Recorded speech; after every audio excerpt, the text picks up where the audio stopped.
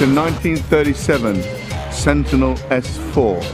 Sentinel being the Sentinel Wagon Works in Shrewsbury. It's one of the last Sentinels built in 1937. Sentinels, of course, were being built from 1906 commercially. They had various different models. Most of them were on solid rubber tyres. This one was built on pneumatic tyres, so it's very modern in appearance. In fact, for 1937, if you actually stand and look at it, it's very modern in appearance. It has a streamlined body which kind of goes with the era of the trains at the time, you know, the racing to the north. So it was very streamlined. It's also forward control.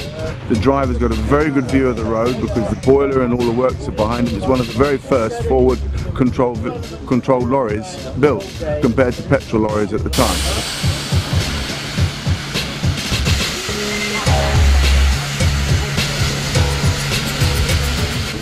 So just very quickly, it's called an undertype, which means the engine is mounted underneath the chassis. It looks like a conventional diesel engine. In fact, they made diesel engines that look very similar. For the technical buffs, it's a single acting engine as opposed to a double acting engine. So it's quite different. And it is probably the pinnacle of road steam transport. I mean, you could have gone further by throwing millions of pounds at it, but it is probably the pinnacle.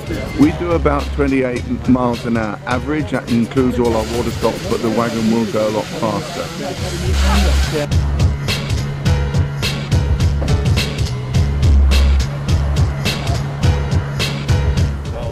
This wagon in particular, by 1937 they were going out of favour, steam on the road, not because they weren't able to perform, but mainly because of taxation and weight.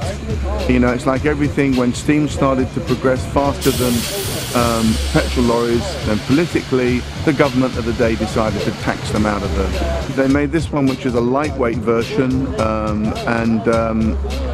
they couldn't sell it. Sentinels couldn't sell it at the time, and it was a works demonstrator for a year, and then they went back to one of their best customers locally here in Flintshire, which was Castle Firebrick.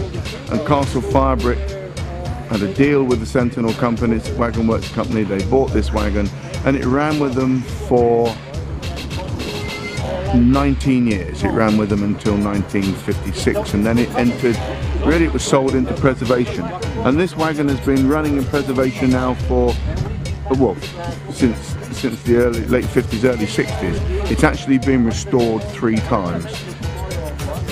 Its latest restoration was 3 years ago, and it's then that it was returned into its original livery with Castle Firebrick, and that's why we're back here today.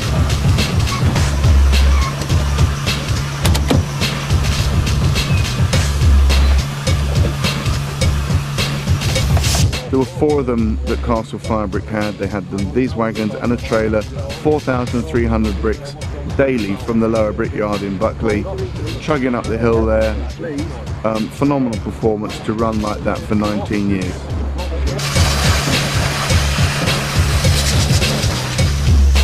Coal powered, you know, they burn about 14 miles to the hundredweight, which is not bad for the time. And you tend to burn Welsh dry steam coal, which is smokeless. We struggle to get that today. It has water tanks. The water tanks hold about 180 gallons and last 35 to 40 miles in this wagon. They could be operated by one operator, but tended to have 2. And these wagons ran pretty much every day from Mould to Flint and then up to Ellesmere Port to load bricks for export and back.